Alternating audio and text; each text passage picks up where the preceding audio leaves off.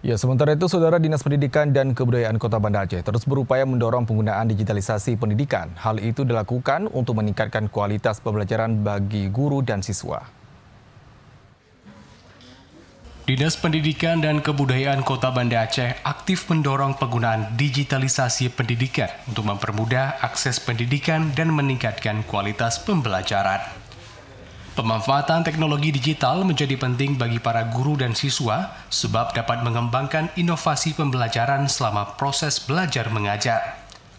Sekretaris Dinas Pendidikan dan Kebudayaan Kota Banda Aceh, Teku Erwin Irham menjelaskan, penerapan digitalisasi di Banda Aceh sudah mencapai 100%, mulai dari jenjang pendidikan sekolah dasar hingga sekolah menengah pertama. Bahkan kini semua kegiatan dilakukan secara digital, mulai dari pembelajaran kepada siswa hingga aplikasi sistem layanan informasi sekolah yang diberi nama Sinan Sikula.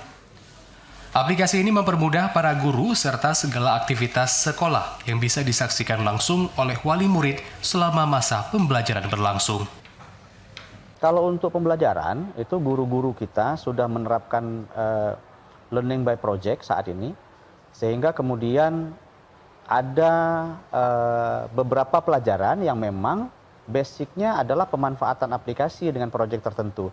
Tentu saja pembelajaran-pembelajaran dalam bentuk biasanya juga tetap dilaksanakan. Pembelajaran-pembelajaran yang berbentuk dengan kegiatan luar ruangan tetap dilaksanakan. Tapi kegiatan-kegiatan yang memang harus didukung dengan aplikasi, itu juga nggak ketinggalan. Untuk menunjang keberhasilan dan percepatan pembelajaran digital di sekolah, Dinas Pendidikan dan Kebudayaan Kota Banda Aceh juga membagikan Chromebook kepada sekolah yang membutuhkan, menyediakan laboratorium komputer yang memadai, dan menciptakan pelatihan pemanfaatan digitalisasi kepada guru-guru sekolah. Tim Liputan TV Aceh melaporkan.